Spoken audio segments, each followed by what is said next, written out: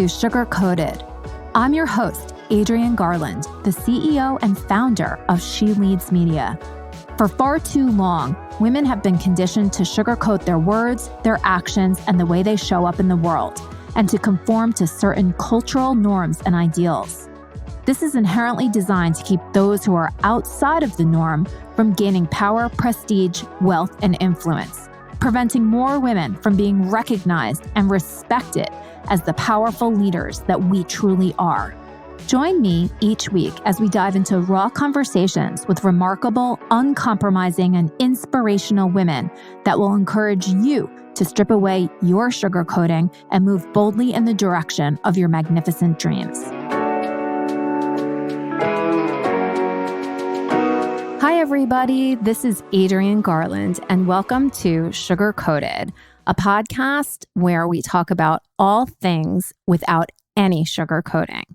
I am incredibly honored to speak with my guest today. Her name is Jade Simmons, and she is so many things. I was sort of preparing for this and just reading all about her, learning so much about her. She is a rock star concert artist, an experience maker, a speaker, an author, an actress, a podcast host, and now an independent presidential candidate. So welcome, Jade. Thank you so much, Adrienne, for having me. Oh, I'm so excited to be speaking to you. I know that we were talking a couple of months ago about the potential of you speaking at the She Leads conference. But because of COVID, who knows what's going to happen. But one of the things when your publicist reached out to me, I went to your website and I saw how you incorporate music and your talent into everything that you do. And that just quite frankly, blew me away. So I would love to sort of share you with the Sugar Coated podcast audience and just get a background and understanding of, who you are, how you came to be a concert pianist, and how you, have just moved through so many incredible things from being an author to now being a presidential candidate. Just who is Jade and how did she get to be who she is right now? Loaded question. Yeah. Question.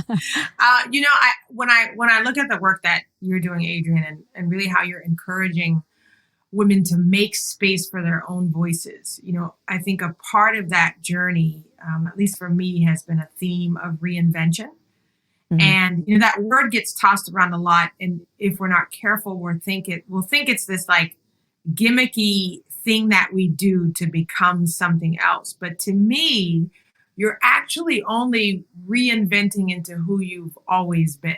So it's almost like this backwards process of peeling back this onion and deciding that, I might be more rewarded and the world might be richer if I dare to bring all of myself to every single table, every single time. And so that's kind of what my life has been, this process of deciding, can I bring this version of me to the table? And what about, the leadership version and the comedian version, and the minister version? Can they all work together? And the resounding answer is yes. So, you mentioned my career as a musician. I have the incredible privilege that my passion is my career. So I went to school for classical music. I did my undergrad and graduate degrees in piano performance. Yes, there is such a thing for classical musicians. And but I always had these varying interests. And I'm blessed to have parents who never made me choose. So I know it drove them crazy because we were driving like across state for band competitions and piano competitions and, leadership events or debate team and all these things. And now I look at the greatest probably achievement was that I never felt like I had to really choose. But when I did make a choice, it was along the lines of purpose. So, and I know we'll probably get into that later, but purpose for me has been the driving factor. So my career as a pianist opened up into a career as a speaker simply because I made room for my voice on my own concert stage. That took its own life. And today I'm brought in by incredible organizations, companies, corporations around the world who are looking to really power up their people And so I'm brought in to really to speak on things like innovation and creativity, but also leadership, transformation, and to help companies navigate incredible periods of change. So you can imagine now during COVID, everybody's trying to figure out how do we navigate this and come out better versus being, worse for wear. So that's kind of how we got here today. And I would say going into being a presidential candidate is a journey of its own, but it really is for me a natural next iteration. If I'm teaching people to look for the biggest opportunity to make an impact, and if I feel my purpose is to activate people into becoming bigger and bolder, then I look at our nation who's on the brink, to me, of incredible opportunity to become to make bolder moves in terms of serving more people, and to really become who we've always been destined to be, which I always say it was laid out for us, one nation under God, indivisible.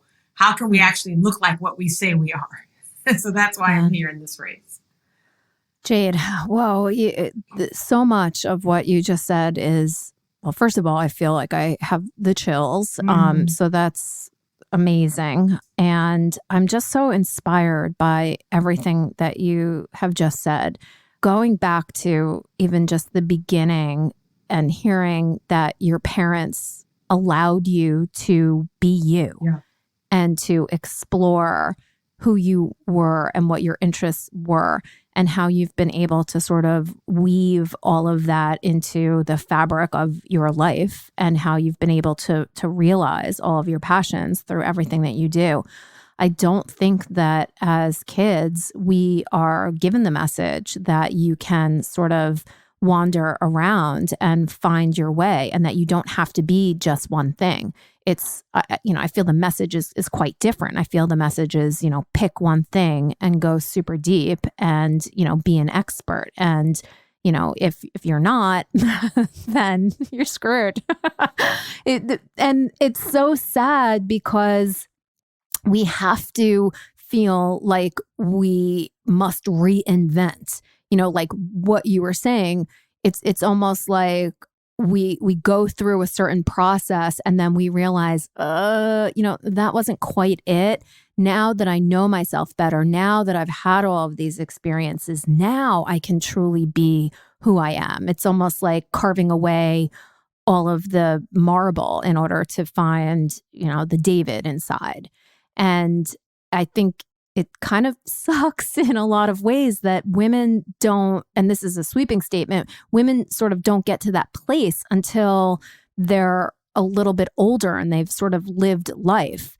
And by that time, society now, I don't know that they necessarily value all of those experiences that women have gone through, because when we do get to that point, we are so much stronger, we are so much bolder, and it's just not valued. So I don't know that there's necessarily a question in there, but it's unfortunate that we have to wait until we're maybe a little bit older that we can empower ourselves to say, wait a minute, I can be everything that I am, and it's valued. That's right. It's funny you say this because, if you've lived a certain way, you think that's the norm. And so it wasn't until I got to college and saw how shocked people were that I was still doing multiple things. Like, well, your major is music. Why are you taking all those psychology courses? Or why are you, competing in pageants? Why are you doing all these things?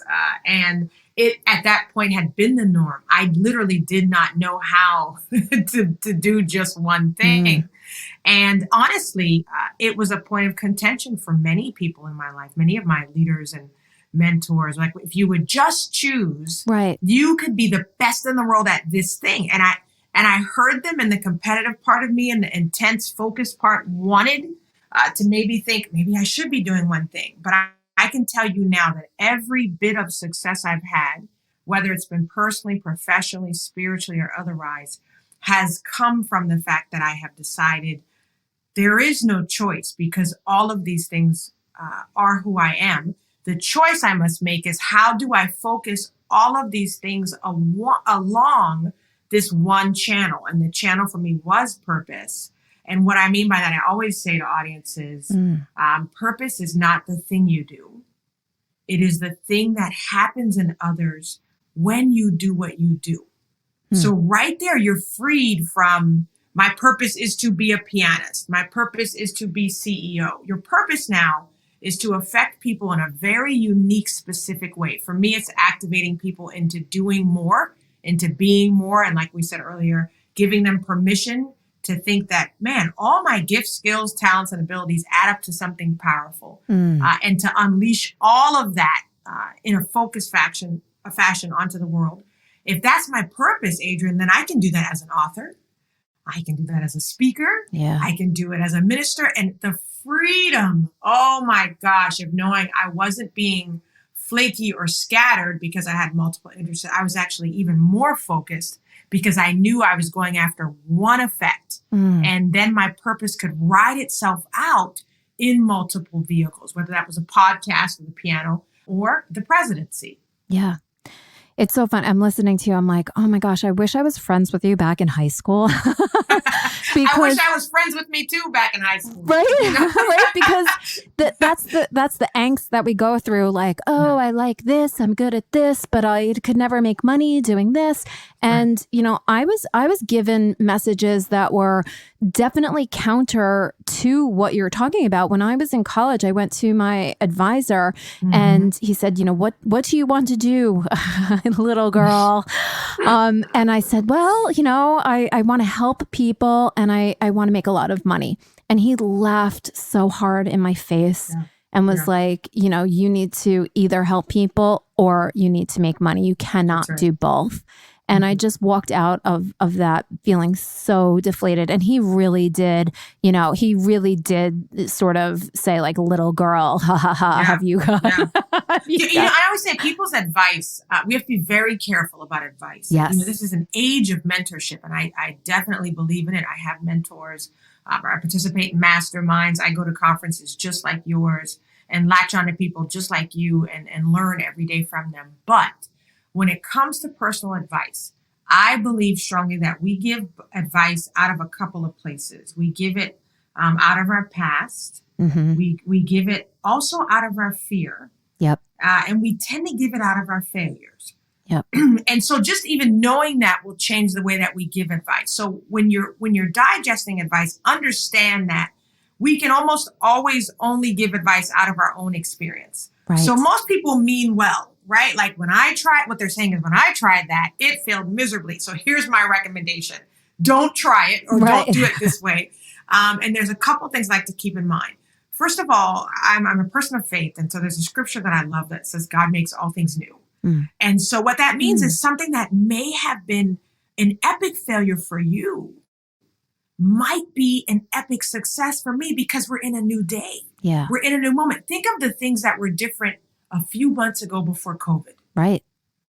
Right? You know, the realities that were the truth before COVID hit that are no longer true. Right. Right? Even before COVID, we thought we couldn't live without our devices. And that was our substitute for true connection. And then COVID hit. Suddenly we were like, I don't want to be behind a device anymore. I have Zoom fatigue. I want to see you in person. We were reminded of how important genuine human connection was. And so I think we are blessed to live in times that change, which means that outcomes are probably changing. Things that weren't possible 6 months ago are now possible. Completely. Right. And so I think that mindset of possibility ever presenting itself to us should really inform us even more so than the advice. The advice we use is signals. Okay, I understand this is where failure could happen. This is what could go wrong. But knowing what I know now, moving on the marching orders I have now, I choose to step out in faith over fear. And that advice just serves as kind of these, you know, benchmarks and points of concern that we can take with us or we can leave behind. Yeah. I mean, it's so true. The advice giver is mainly operating from their own perspective and their own point of view. And again, I think it's like not until you recognize that can you take advice with that in mind, you know? Yeah. And filter it. And I think another really great, you know, piece of advice, take it or leave it, is to take from the advice the spirit of the advice. So That's right. yeah, again, I don't think that it's known that that's where advice is coming from until you get a little bit older and wiser and have sort of, taken advice from people and it either has worked for you or it hasn't worked for you. These are the lessons that we need to learn now. And it's true. You don't want to not take advice from people, but sometimes it is better to, get quiet and listen to yourself. I mean, I've had a lot of trouble sort of listening to myself and trying to even understand, like, well, is that my voice? Is that someone else's voice? And I've been doing a lot of work, right? Like, that sounds good, but is that me telling me, or is that like, somebody else? And that's right. I think it's very difficult to distinguish. And I call that discernment. So, which is, it's a higher level of wisdom. And so, for me, people, as a minister, people will say, how do I know if it's God talking, me talking, or just nonsense talking? And so my advice is this: when it's you talking, we tend to give ourselves advice that keeps us mostly in our comfort zone. Mm. And so when it sounds really good and a little bit easy, that tends to be us. Now the enemy, the way I look at it, this is that negative voice you never want to listen to, always lies. And the lie will always come from a past failure. They'll say, remember last time you did that, you didn't go so well. Yep. And they'll always bring up some point of fear. And I believe that we're not ever supposed to operate from fear. Fear is a signal. It warns us about very important things, but it should never dictate our mode of operation. So when that voice has fear in it, or when I say it lies to you, it'll tell you things that aren't true. Like, you are not worthy of this. Yeah. You're not capable of this. And so that voice, we want to you always should block that voice out. Now there's a higher voice, and I believe that it's God, and God will always push you to do something outside of your comfort zone, but there's grace there. There's like, listen, this looks like it's completely random running for president, right? But think about what this country needs right now. It needs a number one dynamic communicator. Yes. Who can hear between the lines, speak to both sides. And first of all, that's a myth. They're more than both sides. We are such a multifaceted nation, and our political spectrum is much bigger than we've been led to believe. So it's going to need a person who's used to being in rooms and being the person who has to find the common ground. Mm-hmm. There's also going to need to be creativity and collaboration coming out of COVID. This can't be a self-serving leader that's next. It can't be a leader that sticks to status quo. It has to be a leader that's going to be creative and can literally put together solutions we haven't seen before. Right. And so right away, my artist brain is tingling because that's what I do for a living. My communicator skill is tingling because that's what I do for a living. That common ground, person, I look at my life, I've always been the person in the middle of the aisle. I've never chosen a side. If anything, I've played devil's advocate. And people have always found it hard to nail me down, whether it was spiritually or politically, because I refuse to be boxed in. Right. We're at a time where our nation can't afford to box itself too little, a red and a blue box. This is much bigger than these two colors at this point. So that then gives me permission to dive off this seemingly random cliff and say, I have a solution to offer. Yeah. And I think, that's listening to the voice that says, it'll look like on paper you're not qualified. But if you just look back at everything we've done together, at who you've been since you were a little girl, you'll see this moment was made for you to step into. And so that's that voice you want to listen to, the one that pushes you. It'll seem like you don't have everything, but it'll show you that you're literally made for the moment that's coming up. Yeah. I mean, I'm so inspired by that, and everything that I read about, the candidacy and what you're doing and how you are bringing everybody together is, I mean, I think it's what we need. And again, this is like my perspective, right? Like this is what we need. But I guess the challenge, right, is that not everybody understands that or sees that. They do think that we need something that is polarizing to the other side in order to counter, the effects of everything that we've been living through. And that is just going to end up being a ping pong game. And no one's going to win. What you're right. And I feel like that's such a perfect analogy, Adrienne. What I've been saying is if you put, let's say you keep, it doesn't matter what color, what side you're standing on. If you put the current person back in office, the other side, the opposition, will feel some type of way about it. You put the opposition in office, the people who were in power will instantly feel in opposition. Right. And what happens is when you have two opposing sides, that ping pong happens. And the people who are underneath all of this, which is you and me and everybody else, by the way, if you're not holding a political office and you're not in Congress fighting against the other side, they're having the active competition there. The rest of us are waiting on solutions. Yeah. We're the table. So we're the table that keeps getting bonked.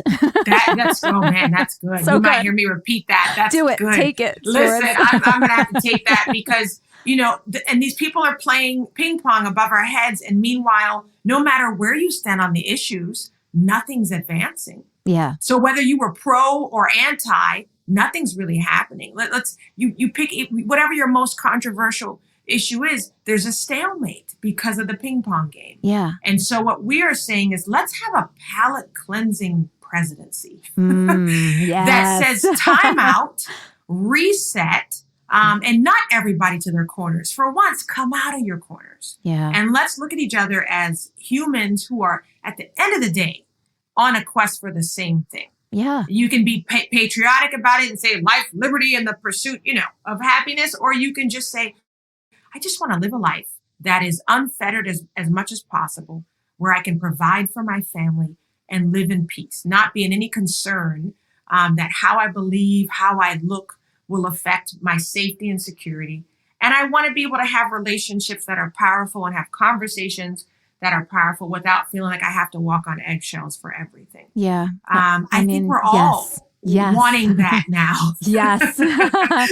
I want that now. Yeah. I mean, I definitely do. And what you're saying too, aside from people that, have sort of power, hunger within them, I do think that so many people really just want to live in a nice house, to have good friends, to be able to go out to dinner every once in a while and go on a vacation here and there. I mean, just to kind of, and love and have good friends and express ourselves and be artists and all of that. And that is definitely a little utopian. I get it.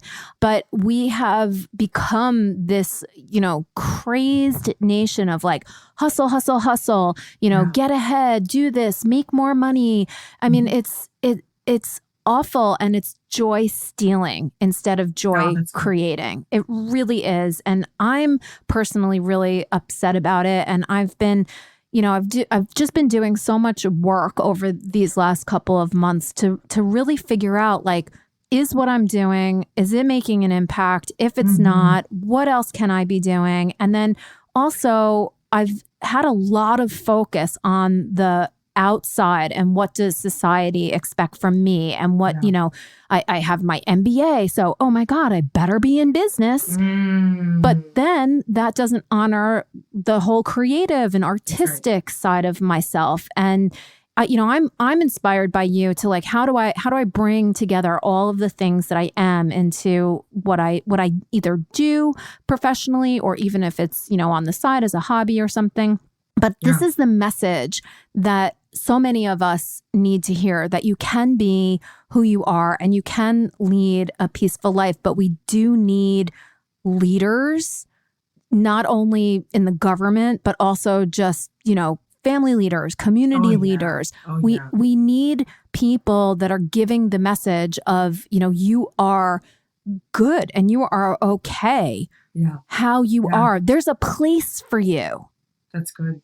You're talking about a couple different things there. And the first piece is that personal accountability. When you say, am I doing what I am capable of doing? Not in that pressure sense of, like you said, I got an MBA, so I got to use it. I have this degree, I have this position. But, in all of my humanity, right, am I making the sort of impact? And that impact, we get to redefine that as time moves on. There may be a season where you impact as CEO of your own thing. There may be a season where you impact as head of your household. There may be right. a season where you impact as a government official. And I think what will dictate that is if we're paying attention. You said, what does society expect? And that's the question that gets us in trouble, right? So the new question is, what does society need? What does it need from me? Because expect from me, that's pressurizing, and it's based on outward things that we've done. And you're right. I always thought I had to have a PhD because that's just was part of the way that I was raised. And I teased my mom about it. When I was getting my master's, she said, okay, well, next is your PhD. Next is your PhD. And I remember going, okay. And I literally applied to the same school I was getting my master's in. And I had front loaded my master's program, so I'd be ahead in the PhD program. So we come up for the official audition and interview. And to me, it's a formality because I'm going to just roll right over into this PhD program. And lo and behold, they shut the program down. Oh. And it was the only school I applied to because I'm here in Houston with my husband. We were starting to make our family. And suddenly I was rejected from my own school that I was currently in. And I was not about to get this PhD unless we uprooted everything and moved somewhere else. And then I remembered going, well, I'm really only getting a PhD because Mama said I had to have one. But if I look at what I really want to do, I don't really need it. But then I had to wrestle, Adrienne, with the, just the way that I'd grown up in this competitive environment and these expectations of what you do. You get your undergrad, you get your master's, you get your PhD, and you do this, and you play Juilliard, and you go here. And I was like, I'm not checking off all the boxes.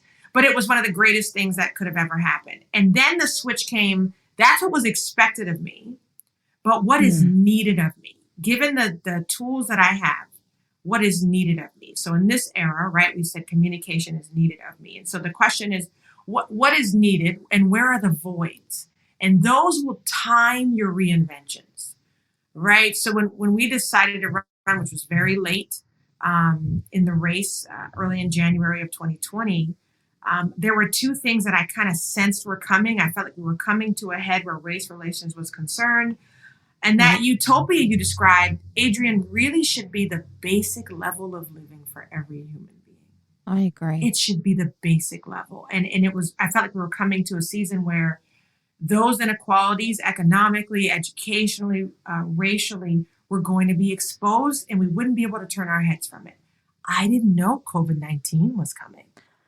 I didn't know George Floyd's murder would happen. And those two things suddenly that's the era we're in now, where the exacerbations we're looking at them, and the race relations piece is at an all-time low. But I see opportunity in that. And had I still been asking the question, what does society expect? I would be building my business, which had a record year in 2019, right? And, getting on more stages and the profit was coming in and I was getting paid what I was worth and all that stuff that, we learn and is good. But it wasn't what society needed. It didn't need another stellar keynote speaker, right? Because there were a ton of them. It needed a leader who would say, those are my skills, but how can I lead differently? And I think, you being the CEO of She Leads Media, you get that. It's like, what are the women needing of you now? It's different than what they needed from you in November. It's different now, isn't it? Yeah, completely. And I do feel like they really do need a space to listen to you and your message and other women that are inspirational, that are confident in what messages they're being given from within to go out and serve and make an impact and everything like that. And I listen to you talk and I say to myself, how did you get the confidence that you have? I mean, it's clear that you had amazing parents. I feel that, very deeply. But for others who did not have that type of support system, Do you have, sort of advice on how to, as you say, think bigger, do bigger, and be bigger? Because this is what we have to do as women. We have to serve as the models, and we have to put ourselves out there. And so many of us shrink. We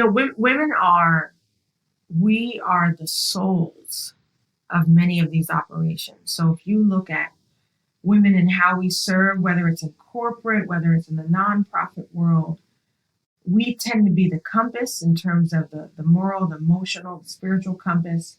So there's a real crucial factor of our existence and presence in these different spheres. And just knowing that should put us at rest. When we walk in and we're the only woman in the room, we should instantly understand, okay, the soul just entered the equation. So if I'm the soul of this operation, right, I'm no longer the minority in the room, I'm the standout, right? Wow. It's a big shift, Adrienne. And so, for your listeners who don't know and haven't maybe Googled yet, I'm an African-American woman. And so one of the questions I've been getting asked is, well, how do you plan to lead a nation which is steeped in white supremacy and you're going to be dealing with white men all the time, as if just being a white man is a really bad thing, right? So it was like, you're going to be dealing with all these white men. What are you going to do? And it's like, first of all, my degree is in classical music, so that's white man overload there. And I make my career right now in the corporate setting, white men. And I'm at home there because I don't see myself as other. I always see myself as essential. And so the less of me in the room means, first of all, the secondary part of my job is making sure that I'm not the only one, right? So a lot of companies they'll get really excited and go, oh my God, you're our only female speaker, or you're the first woman we've ever had. And they're so proud. I'm like, really, it's not a point of pride. And so the discussion then is, how can we get more of me in here? How can we get more women? More Black people, more Asian, more whatever you haven't had. How can we get more of that? Yeah. And so the confidence has come, and I hope this will serve as relief for your listeners. The confidence comes simply by looking at your own track record. It's not by comparing yourself with everything else out there. And when I say track record, I'm not talking about your greatest hits. I'm also talking about when you have failed. How have you recovered? And most likely, if you're still standing, there was something really awesome about the way that you recovered. And then you collect out of that mess. Okay, I'm resilient. So let me take that with me. I tend to see the bright side. I was reading over your materials, Adrienne, and you come from a place of possibility and positivity. It's very hard for you to even see things as not being able to happen. It's just, how do I make this happen? Well, that's a trait, right? So I take that with me. So then when you take whatever that big leap is, you have a parachute full of all of that stuff that came out of your track record. I usually land on my feet. Even when I don't want to do something, I'm able to push through. Even when I'm in a minority, I feel like the minority, I end up being the standout. So that becomes now this kind of repetitive list, reminder of, hey, these are your traits and you will be able to use them in this new, unfamiliar, seemingly random setting. And that has given me an incredible freedom. I'll tell you, politics is, listen, there's a reason that I haven't been in it until now. It's nasty. It's not pretty. And I will say I've been insulted more in the last 2 months than my entire 42 years on the planet. And here's the thing that I can say to your listeners, and I hope this will make us sit back. The brunt of the attacks, I think you know where I'm going from here, have come from women. The nastiest of the attacks have come from Black women my own age. The most surprising of the attacks have come from women who could be my mother.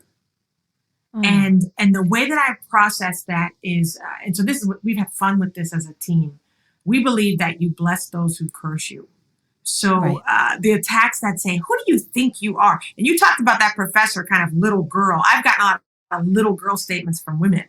Why don't you go try running the PTA first? Which is like, wait a minute, the PTA is great. We should be running that too, But I've gotten that, you're out of your place. How could you possibly be qualified for this? And this is before they've even looked up credentials. So people ask me, how have I been dealing with the male chauvinism? I said, I actually am trying to figure out how to deal with female chauvinism. Interesting. Yeah. And so my advice there is that when we get that kind of nastiness thrown at us, understand what the core of it is. I believe you're never really wrestling with flesh and blood. You're really wrestling with some underlying spirit of insecurity, spirit of fear. Right? Yeah. And so when someone says to me, there's no way you can win this. There's, nobody knows who you are. This has to be a personal ambition move. And I'll always go back and say, my prayer for you is that when you step out on that big impossible journey, that you will have people who will stand behind you and support you, no matter how wild it looks, no matter how much you're judged for having wrong intentions. And I pray that you will have the support you need to do the thing that you never thought you could do. And the responses are like, people don't know what to do with that. They're wanting the fight. They're wanting the ping pong match, and we just don't give it to them. We see through, right? We see through to that spirit that really is coming out, and we speak to that. And so my prayer is that women, you won't always have the support from the get-go, and likely the support won't come from where you expect.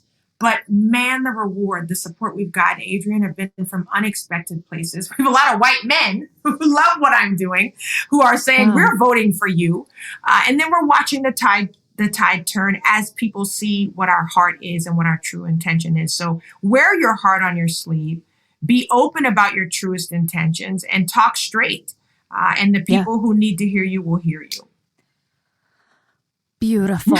Just really inspiring, beautiful. I'm feeling like so filled up right now. Oh, thank you so much for this. And I mean, I want to end on that. And I also want to comment. Yeah. So I'm wrestling, please do. In my head, because I think that this is something, and I feel like we could literally talk for like 3 hours, but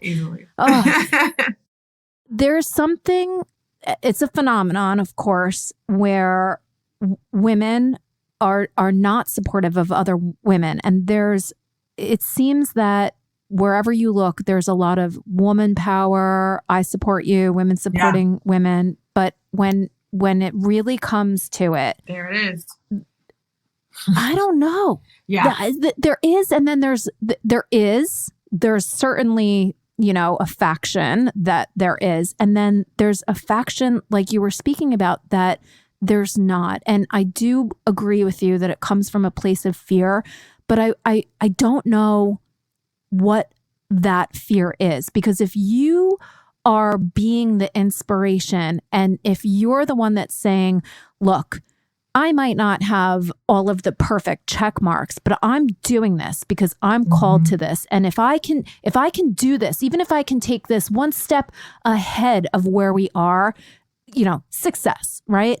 Why wouldn't other women want to see you get as far as you can get? We've been wrestling with that as a team. We've been trying to find an answer. I don't understand. Yeah, we've been trying to find the answer. Let me start by saying, because so many conversations about how women don't support. Let me tell you, my entire team is female.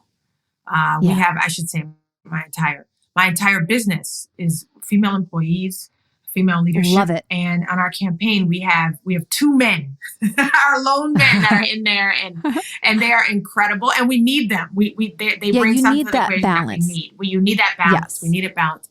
But so I would say that to let you know, the people who do support me incredibly are some incredible women. But there's a common trait, and these are women who are not, who in their own right, there are at least 2 of them that if they said they were running for president, I would back them. Right. And then the rest of them all have awesome personal projects and businesses that they have literally laid down, Adrienne, to help me in this quest. So I am working with extraordinarily supportive women. Now, the question is why can't we just, I always say, even if you don't want to vote for me, could you just be like, go girl? You do it. I'm still voting over here, but listen, more power to you. And that's what I think that's the least we expected. We weren't expecting such a backlash from so many. But here's what I think that fear is. There's a level where you've been freed of personal expectation. There's a level where you are freed of even the negativity that has been turned towards you from either men or women who've told you can't do something. So you operate in a certain freedom regardless of the approval of people. And if you don't operate on those levels, when you see someone doing something wild and audacious, you will probably respond based on the last piece of advice you were given. Right? So if someone had said to you, you can't do that, that's impossible. And all you were talking about was leaving your corporate job to start a nonprofit. When this other lady who's going from piano to the pulpit to the the presidency is tossing her hat in the ring, your instinct is to shoot her down in the same way that you were shot down.